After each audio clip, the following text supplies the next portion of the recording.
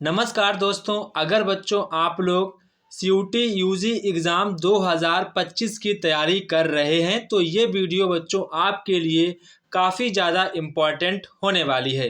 बच्चों आज हम आपके जीके के आपके मोस्ट इम्पॉर्टेंट एंड आपके जो पीवाईक्यू क्वेश्चंस हैं इसमें मैंने ऐड कर रखे हैं जो कि आपके लिए काफ़ी ज़्यादा इम्पॉर्टेंट होंगे, जो आपके एग्ज़ाम में मोस्ट ऑफ टाइम रिपीटेड हो चुके हैं। यहाँ पर मैंने वही क्वेश्चन ले रखे हैं और साथ साथ में मैंने अपनी तरफ से भी क्वेश्चंस ऐड किए हैं जो कि आपके एग्जाम के पॉइंट ऑफ व्यू से काफ़ी ज़्यादा इम्पॉर्टेंट होंगे। ठीक है, तो बच्चों इससे पहले मैंने प्रैक्टिस सेट 1 अपलोड कर दिया है जिसको आप लोग देख सकते हैं। बच्चों हम इंग्लिश के भी, मैथमेटिक्स के भी, साइंस के भी, केमिस्ट्री के भी, मतलब कि आपके जितने भी आपके सब्जेक्ट यूजी में होंगे तो मैं उसके सभी के सभी प्रैक्टिस सेट अपलोड करूंगा, अगर आप लोग मुझसे कमेंट बॉक्स में कहेंगे तो। वैसे तो मैं आपको डेली इंग्लिश और जीके के आपको डेली वीडियो आपको देखने को मिलेंगे, अगर आप कमेंट बॉक्स में मुझे करके बताएंगे तो मैं उस पर भी काम स्टार्ट कर दूंगा।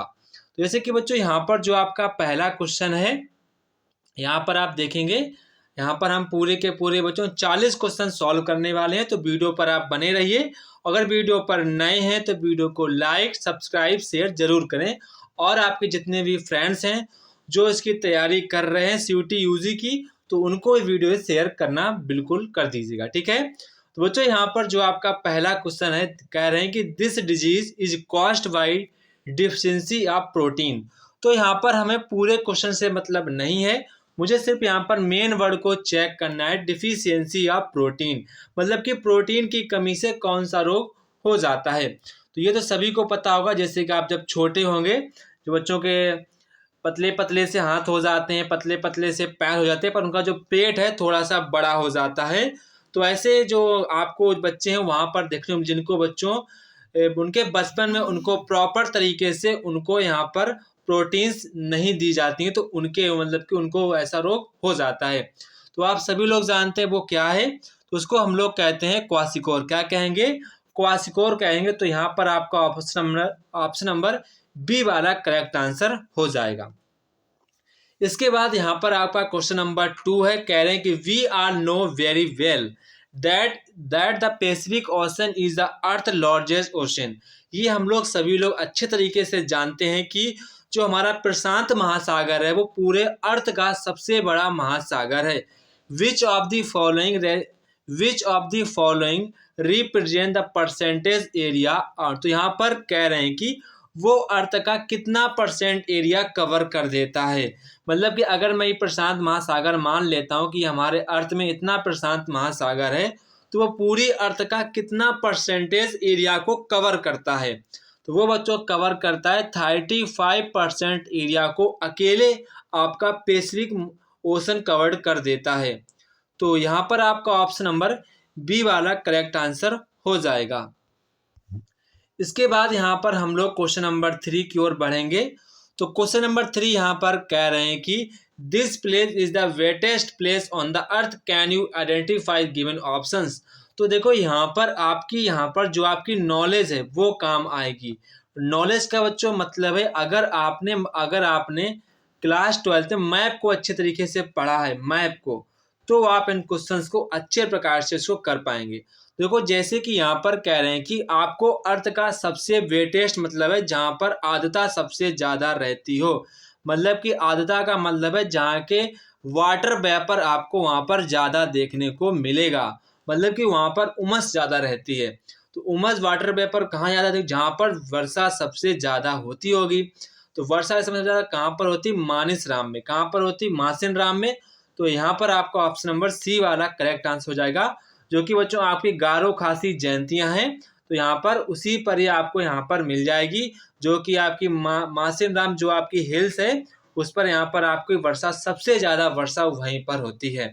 ठीक है, जो कि आपकी गारो और खासी जयंतियाँ, ये आपकी वहाँ की जनजातियाँ, जिसको इंग्लिश में कहते हैं हम लोग, इंग्लिश में यहाँ पर मैं लिख देता हूँ, जो आपकी गारो खासी हैं, ये वहाँ की बेसिकली आपकी ट्राइब्स हैं। ठीक है, ठीक है, तो आप इसको ध्यान रखें, इसको हिंदी में कहते हैं जनजातियाँ। ठीक है, इसके बाद यहाँ पर आपसे क्वेश्चन नंबर 4 कह रहे हैं कि the member of non permanent members of UN security council. तो ये कह रहे हैं कि यूएन जो आपका सिक्योरिटी काउंसिल है उसमें आपके नॉन परमानेंट मेंबर्स कितने होते हैं, तो वो आपको बताएं। तो बच्चों वहाँ पर आपकी जो नॉन परमानेंट जो आपके मेंबर्स होते हैं तो आपके 10 होते हैं। आप लोगों को मुझे कमेंट बॉक्स में कमेंट करके बताना है कि यूएन सिक्योरिटी काउंसिल में परमानेंट कितने मेंबर्स यहाँ पर रखे जाते हैं, तो वो आपको मुझे कमेंट बॉक्स में कमेंट करके बताना है। देखो तो जहाँ पर आपसे मैं ऐसे क्वेश्चन को फाइंड आउट करने को कहूँ तो वहाँ पर आप फाइंड आउट करेंगे तो वो आपको क्वेश्चन याद भी हो जाएगा और आपके मन में ज़्यादा दिन तक टिका भी रहेगा। तो आपको बातें ध्यान रखनी है, आप ऐसे ही तैयारी करते रहेंगे। जहाँ पर आपको मैं बताऊंगा ये क्वेश्चंस आपको इसमें ये फाइंड आउट करना है तो आप उसको अवश्य यहाँ पर फाइंड आउट करिए। अगर आपको नहीं आता है तो आप गूगल भी चेक कर सकते हैं, ऐसा नहीं है। कई बार हमें समस्याओं से नहीं है कि हम नहीं करेंगे, अगर आप इसको चेक करेंगे तो आपके मन में वो क्वेश्चन हमेशा के लिए सेव हो जाएगा। ठीक है, तो आपको मुझे कमेंट बॉक्स में कमेंट करके भी बताना है। इसके बाद यहाँ पर आपका क्वेश्चन नंबर 5 है, according to the latest population census. तो यहाँ पर आपको लेटेस्ट यहाँ पर आपका जो पॉपुलेशन सेंसस है उसके अकॉर्डिंग यहाँ पर आपको बताना है कि सबसे ज़्यादा मतलब कि सबसे कम जो आपकी पॉपुलर डेंसिटी है वो कहाँ पर है, मतलब कि सबसे ज़्यादा कम जनसंख्या कहाँ पर है, ये आपसे पूछा जा रहा है। तो जो यहाँ पर सबसे ज़्यादा आप देखेंगे जो यहाँ पर आपके ईस्टर्न जो आपके स्टेट हैं, जो आपके पूर्वोत्तर राज्य जहाँ पर जैसे आपका नागालैंड है, आपका आंध्र प्रदेश है, जो कि आपके ये हैं वो आपके सारे पूर्वोत्तर राज्य हैं। ठीक है, तो यहाँ पर कह रहे हैं लीस्ट पॉपुलेशन डेंसिटी किसकी है, तो वो बच्चों आपकी है लीस्ट पॉपुलर डेंसिटी आपकी है अरुणाचल प्रदेश। किसकी है? अरुणाचल प्रदेश की।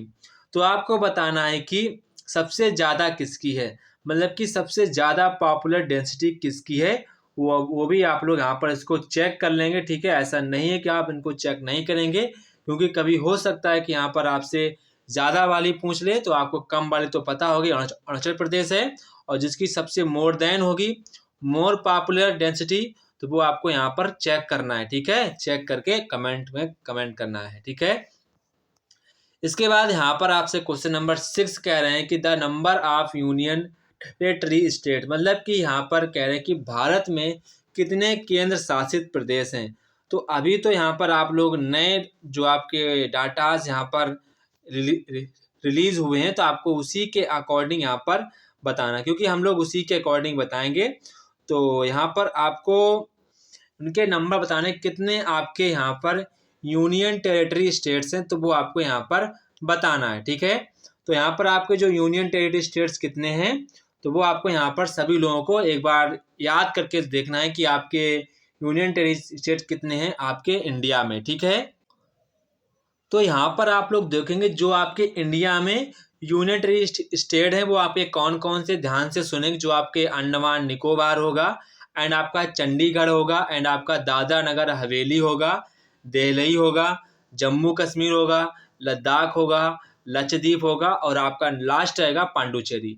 तो आपके कुल यहाँ पर 8 यहाँ पर ऐसे स्टेट्स हैं जो कि आपके यूनियन टेरिटरी स्टेट्स में आते हैं, तो ये आप ध्यान रखेंगे। ठीक है, तो आपके यहाँ पर 8 स्टेट्स ऐसे हैं जो कि आपके यूनियन टेरिटरीज में। तो कई बच्चे यहाँ पर 7 को आंसर टिक करेंगे, पर आपका जो लेटेस्ट यहाँ पर लेटेस्ट है उसके अकॉर्डिंग यहाँ पर आपको 8 ही लगाना है। ठीक है, इसके बाद यहाँ पर आपका क्वेश्चन नंबर 7 है। तो क्वेश्चन नंबर 7 यहाँ पर कह रहे हैं कि the maximum duration of which president's office can remain vacant, मतलब कि कह रहे हैं कि मैक्सिमम ड्यूरेशन क्या हो सकता है प्रेसिडेंट ऑफिस के रिमेन वैकेंट का। तो वो आपका बच्चों हो सकता है 6 मंथ का यहाँ पर उनका वैकेंट हो सकता है। ठीक है, तो यहाँ पर आपका ऑप्शन नंबर 6 वाला करेक्ट आंसर हो जाएगा। इसके बाद यहाँ पर आपका क्वेश्चन नंबर 8 है, कह रहे हैं कि which of the following represent the minimum age required become member of Rajya Sabha. तो राज्यसभा का बच्चों यहाँ पर मेंबर होने के लिए आपकी यहाँ पर कितनी मिनिमम एज रिक्वायर्ड की गई है, तो वो बच्चों की गई है 30 ईयर्स जो आपकी एज है वो मिनिमम आपकी रिक्वायर की गई है। ठीक है, इसके बाद यहाँ पर हम लोग नेक्स्ट क्वेश्चन की ओर बढ़ेंगे, जो कि आपका नेक्स्ट क्वेश्चन यहाँ पर कह रहे हैं कि as per the constitution of India the fundamental rights are the number. तो यहाँ पर देखो ये आपका प्रीवियस ईयर क्वेश्चन में आया था, तो उसके अकॉर्डिंग यहाँ पर ये आपको ऑप्शन दिए गए हैं। तो अब यहाँ पर आपको बताना है कि आपके जो फंडामेंटल जो आपके राइट्स हैं आपके प्रेजेंट टाइम में कितने हैं। तो इसका देखो अगर आप फंडामेंटल राइट की बात करेंगे तो फंडामेंटल जो राइट्स होते हैं वो आप सभी लोग जानते हो कि फंडामेंटल राइट्स क्या होते हैं, आपने पढ़ा भी होगा। अगर आपको नहीं पता है तो आप मुझे बताएंगे, मैं उस पर आप बेसिक यहाँ पर एक क्लास लाऊंगा जहाँ पर मैं आपको बताऊंगा कि आपके यहाँ पर कौन कौन से आपके फंडामेंटल्स राइट होते हैं और यहाँ पर उनका क्या मतलब कि काम होता है, सारा कुछ आपको मैं बताऊंगा। जो कुछ आपके मतलब होंगे मैं सारे कुछ आपको ही बताऊंगा, ठीक है। तो यहाँ पर आपसे फंडामेंटल राइट्स पूछ रहे हैं कि आपके कितने फंडामेंटल्स राइट्स होते हैं। तो यहाँ पर आप देखेंगे जो आपके फंडामेंटल राइट्स होते हैं वो आपके 7 होते हैं। कितने होते हैं? आपके 7 फंडामेंटल राइट्स होते हैं। नाउ अगर मैं बात करूंगा, अगर आपके प्रेजेंट टाइम में आपके 7 ही हैं और आप जब आपका ये एग्जाम हुआ था तब प्रेजेंट वहाँ पर 6 थे, ठीक है। तो आप इसको ध्यान रखेंगे। इसके बाद यहाँ पर आपका क्वेश्चन नंबर 10 है। क्वेश्चन नंबर 10 यहाँ पर कह रहे हैं कि शक्या मुनि जो है उनका अनदर नेम क्या है। तो शाक्य जो मुनि हमारे हैं उनका अदर नेम क्या है। तो शाक्य मुनि हमारे बौद्ध जी का अदर नेम था, ठीक है। आप लोग मुझे बताएंगे कि गौतम जो आपके जो आपके गौतम बुद्ध हैं उनका बच्चों यहाँ पर जन्म कहाँ पर हुआ था, उनका बर्थ प्लेस क्या था। ये आप लोग मुझे कमेंट बॉक्स में कमेंट करके बताएंगे कि गौतम बुद्ध का बर्थ प्लेस कहाँ था। एंड यहाँ पर मुझे बताएंगे कि उनके जो बचपन का क्या नाम था, ठीक है। ये आप चीज़ें चेक कर लेना क्योंकि ये आपके एग्जाम में पूछा जा सकता है। उनका आपको बचपन का नेम एंड जो आपका बर्थ प्लेस है वो यहाँ पर आपको पता होना चाहिए। इसके बाद यहाँ पर क्वेश्चन नंबर आपका 11 है। तो क्वेश्चन नंबर 11 यहाँ पर कह रहे हैं कि जो आपका Maratha and the Kesari were two main newspaper started. जो आपका मराठा न्यूज़पेपर था, जो आपका केसरी न्यूज़पेपर था, वो बेसिकली किसके द्वारा स्टार्ट किए गए थे, तो वो आपको बताना। तो बच्चों वो आपके बाल गंगाधर तिलक द्वारा यहाँ पर स्टार्ट किए गए थे। तो यहाँ पर आपका ऑप्शन नंबर सी वाला करेक्ट आंसर हो जाएगा। इसके बाद यहाँ पर आपका क्वेश्चन नंबर 12 आता है। कह रहे हैं कि नेशनल जो आपकी इमरजेंसी है, नेशनल इमरजेंसी है, वो यहाँ पर national emergency arising out of the war armed rebellion and external aggression is default under. मतलब कि जो आपकी नेशनल इमरजेंसी है वो बेसिकली किस आर्टिकल के अंडर में आती है, ये यहाँ पर सेम यही है क्वेश्चन। तो बच्चों बेसिकली यहाँ पर आप देखेंगे आपकी जो नेशनल इमरजेंसी जो आपकी है वो आपकी 352 आर्टिकल के अंडर में आती है। तो यहाँ पर आपका option number B will be right answer this question. इसके बाद यहाँ पर आपका क्वेश्चन नंबर आपका 13 है। तो 13 क्वेश्चन पर बात करें कि काफ़ी ज़्यादा इंपॉर्टेंट क्वेश्चन है। तो यहाँ पर कह रहे हैं कि which of the following personalities is considered to be originator of Shakya philosophy. तो यहाँ पर कह रहे हैं कि जो शाक्य फिलॉसफी का ऑरिजिनेटर कौन है, मतलब कि कंसीडर करना है कि जो हमारे शाक्य फिलॉसफी है वो किसके कंसीडर, मतलब कौन उसको मतलब किसने कंसीडर्ड किया था, वो कौन पर्सन थे जिसने शाक्य फिलॉसफी को कंसीडर्ड किया था। तो वो हमारे कौन थे? कपिल मुनि जी थे। कौन थे? कपिल मुनि जी थे। तो यहाँ पर आपका ऑप्शन नंबर बी वाला करेक्ट आंसर हो जाएगा। इसके बाद यहाँ पर आपका क्वेश्चन नंबर 14 आता है। कह रहा है कि which of the following personalities from India is the only winner of special Oscar in history of the Indian cinema so for.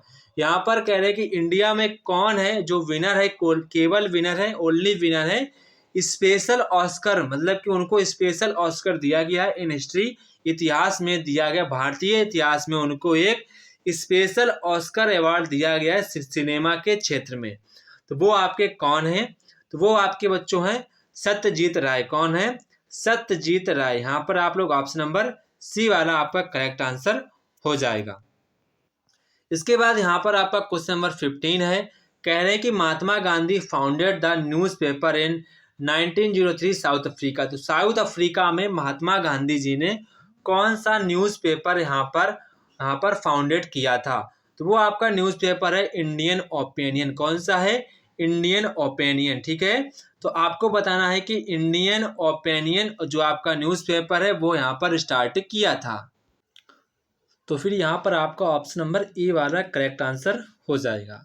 इसके बाद यहाँ पर आपका क्वेश्चन नंबर 16 आता है, हु रोड अर्थशास्त्र। तो अर्थशास्त्र किसने लिखा है? तो आपका जो अर्थशास्त्र ये लिखा है आपका चाणक्य जी ने आपका अर्थशास्त्र लिखा है। ठीक है, आप इसको ध्यान रखेंगे। इसके बाद यहाँ पर आपका क्वेश्चन नंबर आपका 17 आता है। तो क्वेश्चन नंबर 17 काफ़ी ज़्यादा इम्पॉर्टेंट क्वेश्चन है। यहाँ पर कह रहे हैं कि जो आपका चौरी चौरा इंसिडेंट हुआ था which took place in 1922 find prominence in the India's nation movement, can you identify the state which Chauri Chaura. मतलब कि यहाँ पर कह रहे हैं कि साफ आपका क्वेश्चन है कि आपका चौरी चौरा कहाँ पर आपका लोकेटेड है। तो वो आपको बताना है कि आपका जो चौरी चौरा है वो आपका कहाँ पर लोकेटेड। तो आपका जो चौरी चौरा है वो आपका यूपी में है। यहाँ पर बेसिकली बच्चों बिहार होना चाहिए। पीडीएफ बनाने वाले ने थोड़ी सी इधर कर दी, यहाँ पर आपका यूपी होगा। क्या होगा? यूपी आपका करेक्ट आंसर हो जाएगा। इसके बाद यहाँ पर आपका क्वेश्चन नंबर आपका 18 है, H J खानिया was the first. जो यहाँ पर कह रहे हैं कि जो आपका एच जे खानिया है वो यहाँ पर was the first chief justice of supreme court of the India. जो आपके एच जे खानिया हैं वो यहाँ पर सुप्रीम कोर्ट के पहले जस्टिस से चीफ जस्टिस वो थे। आपको कमेंट बॉक्स में कमेंट करके बताना है कि प्रेजेंट टाइम में हमारे चीफ जस्टिस कौन है सुप्रीम कोर्ट ऑफ इंडिया के, वो आप लोगों को मुझे कमेंट बॉक्स में कमेंट करके बताना है। इसके बाद आपका क्वेश्चन नंबर 19 है, who among the following is not the saint of gators. तो यहाँ पर कह रहे हैं कि सेंट ऑफ गेटर्स किसने बुक रिटर्न की है। तो सेंट ऑफ जो गेटर्स है ये आपकी मदर तेरेसा की आपकी फेमस बुक है। ठीक है, मदर तेरेसा की आपकी फेमस बुक है। ठीक है, आप इसको ध्यान रखेंगे। इसके बाद द कैपिटल ऑफ इथोपिया। तो कैपिटल ऑफ इथोपिया कैपिटल क्या होगी? ये आपकी अदिस अबाबा की आपकी ये कैपिटल हो जाएगी। इसकी इथोपिया की आपकी जो कैपिटल है वो आपकी अदिस अबाबा हो जाएगी। ठीक है, इसके बाद यहाँ पर आपका क्वेश्चन नंबर 21 है। तो क्वेश्चन नंबर 21 कह रहे हैं कि वर्ल्ड ह्यूमन राइट्स डे। तो वर्ल्ड ह्यूमन राइट्स डे आपका कब सेलिब्रेट किया जाता है? जो आपका वर्ल्ड ह्यूमन राइट्स डे है वो बच्चों आपका 1 दिसंबर को आपका सेलिब्रेट किया जाता है। इसके बाद यहाँ पर कह रहे हैं कि which of the following represent the year which NABARD is.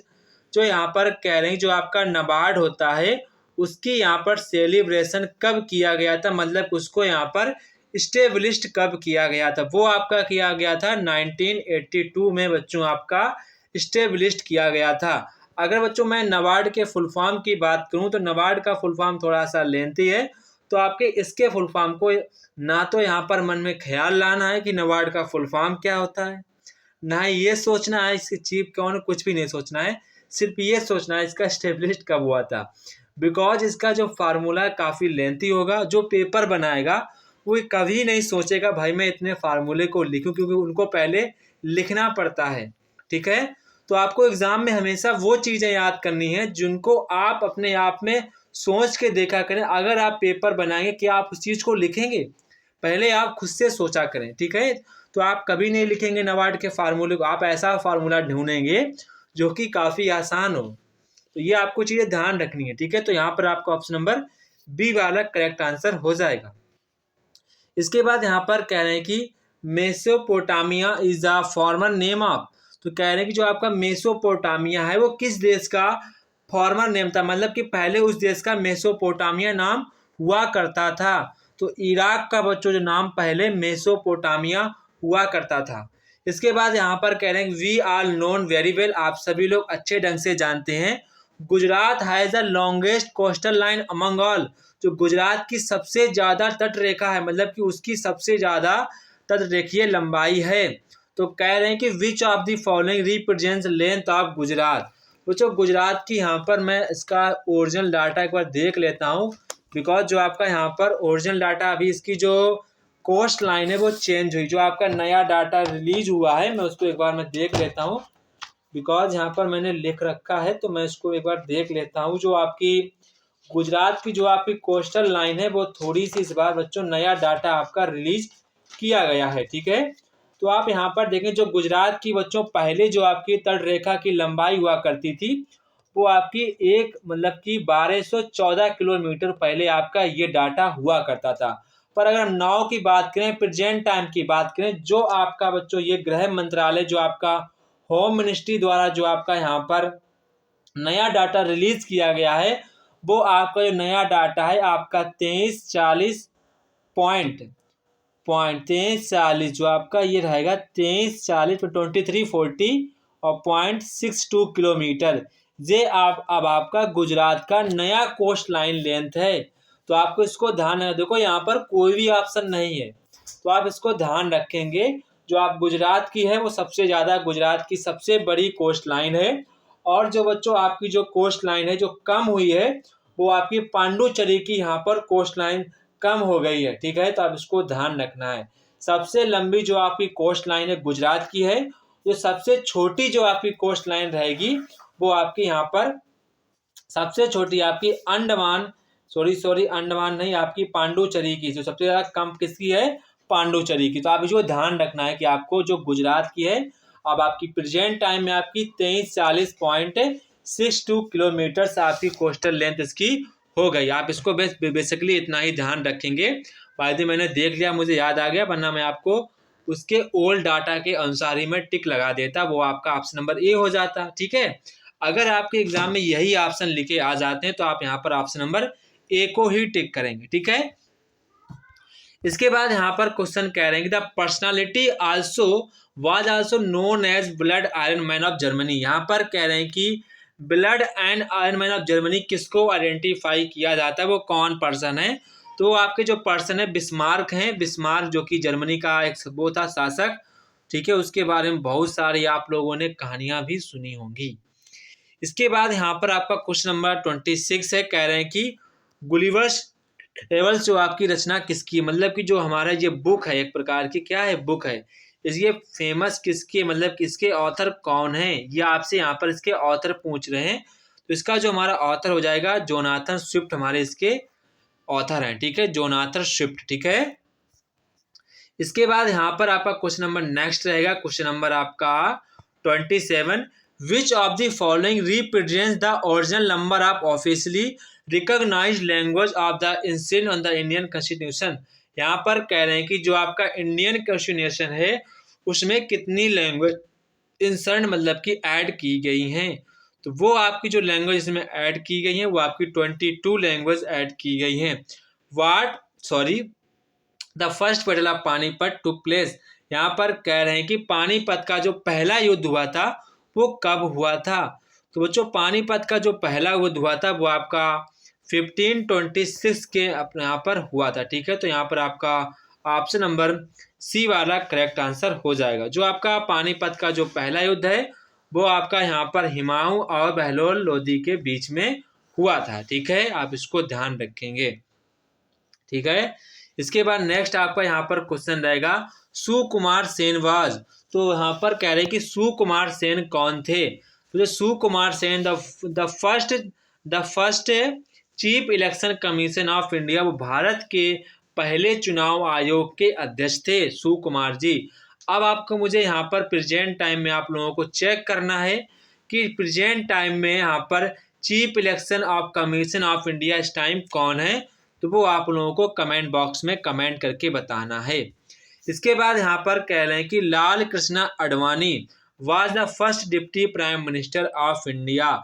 तो जो आपके यहाँ पर लाल कृष्ण जो आडवाणी जी हैं वो भारत के deputy prime minister of India है, वो कितने नंबर के हैं? तो वो आपके 7वें नंबर के रहे हैं। इसके बाद क्वेश्चन नंबर आपका 31 है। विच of the following heads of the tables of precedence of government of India. तो आपका यहाँ पर हो जाएगा प्रेसिडेंट।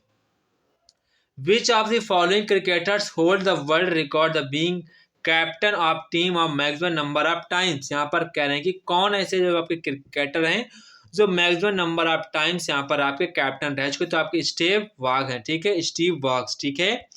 इसके बाद यहाँ पर आपका क्वेश्चन नंबर 33 है। Which among the following is the oldest high courts of India. यहाँ पर कह रहे हैं कि जो आपके ऑप्शंस दिए गए हैं इसमें सबसे ओल्डेस्ट हाई कोर्ट कौन सा है। तो वो आपका कलकत्ता हाई कोर्ट रहेगा, क्योंकि यहाँ पर सबसे पहले आपका जो हमारे देश में जिन लोगों ने रूल किया है, जो अंग्रेज थे, उन्होंने यहाँ पर सबसे पहले ही आपका यहाँ पर हाई कोर्ट यहाँ पर ऑर्गेनाइज किया था। ठीक है। इसके बाद white man cap associated with, तो यहाँ पर जो आपका व्हाइट यहाँ पर कप होता है वो किससे एसोसिएटेड है, तो वो आपका यहाँ पर है लॉन टेनिस से एसोसिएटेड है। इसके बाद नेताजी सुभाष चंद्र जो आपका इंस्टीट्यूट है ऑफ नेशनल स्पोर्ट इज, यहाँ पर कह रहे हैं कि Netaji Subhash institute national sport कहाँ पर ये आपका सिचुएटेड है, तो ये आपका है पटियाला में। कहाँ पर है? पटियाला में आपका ये सिचुएटेड है। इसके बाद यहाँ पर आपका क्वेश्चन नंबर नेक्स्ट रहेगा, क्वेश्चन नंबर आपका 36। तो क्वेश्चन नंबर 36 यहाँ पर कह रहे हैं कि this personality of this winner of the maximum number of world billiard championship titles from the India's, can you identify him from given options. तो यहाँ पर आपका जो राइट आंसर होगा गीत सेठी होगा। क्या होगा? गीत सेठी आपका यहाँ पर करेक्ट ऑप्शन हो जाएगा। इसके बाद यहाँ पर आपका क्वेश्चन नंबर 37 है, कह रहे हैं कि Sardar Sarovar project west on the river, जो आपका सरदार सरोवर जो आपका प्रोजेक्ट है वो किस डैम मतलब कि किस रिवर पर आपका है, तो वो आपका बच्चों है नर्मदा रिवर पर। कहाँ पर है? नर्मदा रिवर पर। आप लोग यहाँ पर चेक करेंगे सरदार सरोवर डैम कहाँ पर है। जितनी मैं बच्चों आपको मैं चीज़ें बता रहा हूँ, अगर आप उतनी चीज़ें चेक करेंगे तो आपकी जो तैयारी एक बेहतरीन लेवल की हो जाएगी। जी, आपको आपके सारे PYQ भी हैं एंड आपके इसमें मैंने लेटेस्ट क्वेश्चन भी ऐड किए हैं। ठीक है। इसके बाद यहाँ पर आपका नेक्स्ट क्वेश्चन रहेगा, Jyotiba Phule was the founder of. तो यहाँ पर कह रहे हैं कि जो आपका ज्योतिबा फुले हैं वो किसकी फाउंडर हैं, तो वो फाउंडर हैं सत्य शोधक समाज की यहाँ पर फाउंडर हैं। तो ये यहाँ पर आपको याद रखना है। ठीक है। सत्य शोधक समाज की वो फाउंडर हैं। इसके बाद यहाँ पर क्वेश्चन कह रहे हैं कि माउंट एवरेस्ट की यहाँ पर हाइट कितनी है। तो माउंट एवरेस्ट की यहाँ पर आपको बतानी है हाइट, तो वो आपकी हाइट यहाँ पर मैक्सिमम आपके एग्जाम्स में यही हाइट चल रही है। ठीक है। यहाँ तक कि जो आपका CGL का जो एग्ज़ाम है उसमें भी आपका यही डाटा देखने को मिल रहा है। इसके बाद he is known the builder of modern Turkey. तो यहाँ पर कह रहे हैं कि बिल्डर ऑफ मॉडर्न टर्की कौन है, किस पर्सन को आइडेंटिफाई किया जाता है, तो वो आपके हैं मुस्तफ़ा कमल अतातुर्क जी जो आपके हैं वो आपके बिल्डर ऑफ मॉडर्न टर्की के नेम से जाना जाता है। तो आपका यहाँ पर ऑप्शन नंबर C वाला करेक्ट आंसर हो जाएगा। तो बच्चों आप लोगों को मुझे कमेंट बॉक्स में कमेंट करके बताना है कि आपको ये कैसा टेस्ट पेपर लगा, प्रैक्टिस सेट कैसा लगा। अगर आप और चाहते हैं तो आप मुझे कमेंट बॉक्स में कमेंट करेंगे।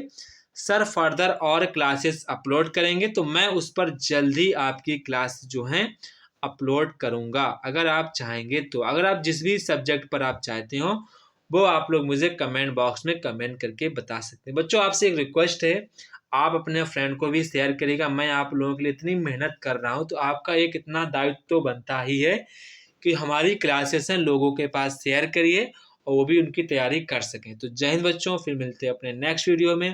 तब तक की सभी बच्चों को जय हिंद। अच्छे प्रकार से तैयारी करिए ताकि जो आपका सिलेक्शन है एक अच्छी यूनिवर्सिटी में हो सके, आपका फ्यूचर एक अच्छी डायरेक्शन में जा सके, आप एक अच्छे पद पर पहुंच सकें। तो उसके लिए आपको मेहनत तो करनी पड़ेगी, ऐसा नहीं होता है। बहुत से ऐसे टीचर्स होंगे जो कहेंगे ये पढ़ लो वो पढ़ लो, ऐसा कुछ नहीं है। आपको हकीकत में ज़मीनी स्तर पर आपको अपनी तरफ से मेहनत करनी पड़ेगी। अगर आप अपनी तरफ से मेहनत नहीं करेंगे, जितनी मैंने चीज़ें बताई आप उतने को फाइंड आउट नहीं करेंगे, तो फिर आप भूल जाइए कि आपका वहाँ पर एक आप अच्छी यूनिवर्सिटी में एडमिशन ले पाएंगे। अगर बच्चों आप लोग दिल्ली यूनिवर्सिटी, BHU यूनिवर्सिटी है, जो आपका जवाहरलाल यूनिवर्सिटी, अगर आपको इन यूनिवर्सिटी में एडमिशन मिल जाता तो आपका जो लाइफ है वो आपका एक बेस्ट, आपका एक डिफरेंट डायरेक्शन की ओर जाएगा जो कि बाकी दुनिया के लोगों से अलग होगा और वहाँ पर आप एक अपनी अच्छी ज़िंदगी को जिएंगे। तो उसके लिए मेहनत करनी पड़ेगी। अच्छी मेहनत के लिए जो भी आपका यहाँ पर अगर आप लोग प्रीवियस क्वेश्चन चाहते हैं तो भी मुझे बताएंगे मैं उस पर भी एफर्ट करूँगा अगर आप मुझसे कमेंट बॉक्स में कहेंगे तो। तो जय हिंद बच्चों, फिर मिलते हैं अपने नेक्स्ट वीडियो में, तब तक कि आप सभी बच्चों को जय हिंद, बेस्ट ऑफ लक।